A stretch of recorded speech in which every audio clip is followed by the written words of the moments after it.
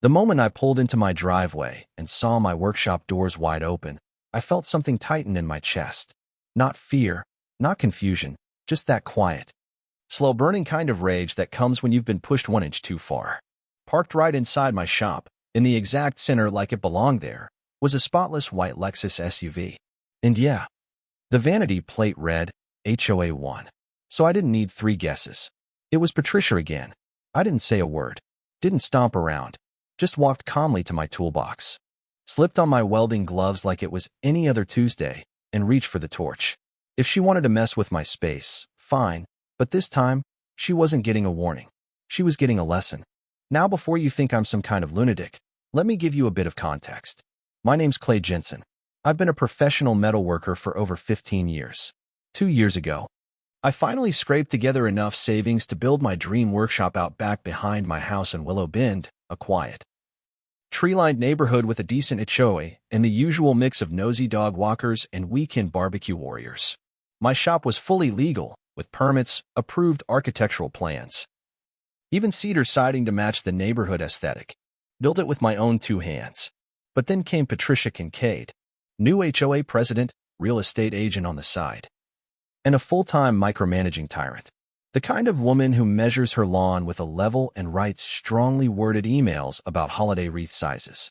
From the moment she got the job, she had it out for my shop, claimed it was out of character for the neighborhood, which is HOA speak for, I don't like how it looks. At first, it was just petty stuff. Notices that weren't official. Complaints about noise when I was cutting metal during regular hours. I kept it polite, sent her the permits, offered to show her my soundproofing setup. Even invited her to see how clean it all was. She declined. Then she started parking her car right in front of the workshop doors. Said she was monitoring for violations. I asked her to move. She didn't. I called the HOA board, and they gave me some garbage about her authority to investigate. By the 5th time, I installed cameras. Then things got ugly. She started spreading rumors, said I was running an unlicensed business, that I was driving property values down, even that I was storing hazardous chemicals. I lost count of how many city inspectors showed up. Each time, I had to stop work, answer questions, smile through clenched teeth, and then get back to work while she watched from her kitchen window like a hawk waiting to pounce. But the final straw, the moment that changed everything, came one Tuesday morning.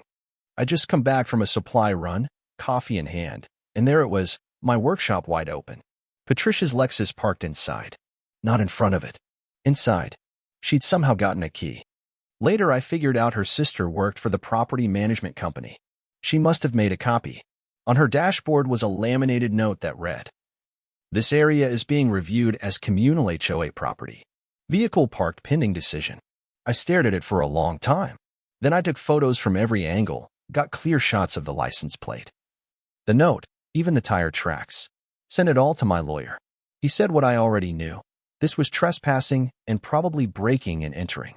But filing charges would take months, maybe years. And Patricia?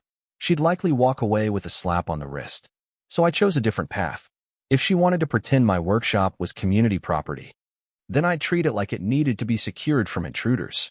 That afternoon, I welded every door shut. Carefully, cleanly, beautifully. Front doors, side entrance, even the windows. All sealed with smooth steel beads like a gift from an angry blacksmith.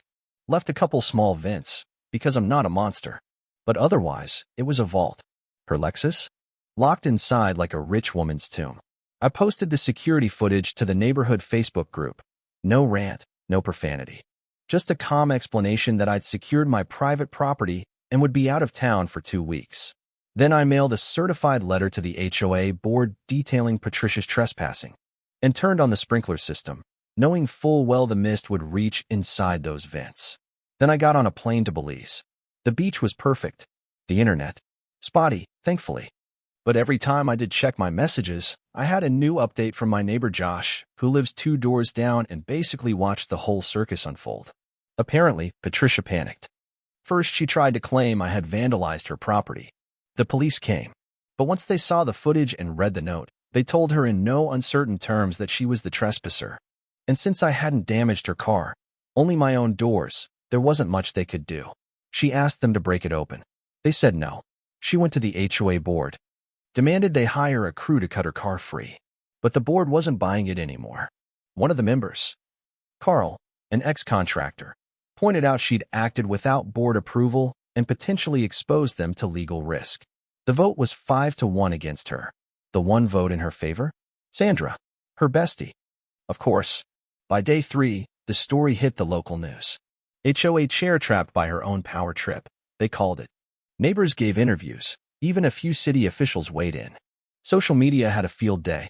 One guy made a parody video with toy cars and Legos. Another printed t-shirts with my workshop on it that said, "Unauthorized parking? Welcome to Willow Bend." Even better? Local metal shops started blacklisting Patricia. She tried to hire someone to cut through the welds. No takers. Word travels fast in the trades. By the time I flew home, the whole neighborhood was buzzing. Josh had organized a little welcome back barbecue.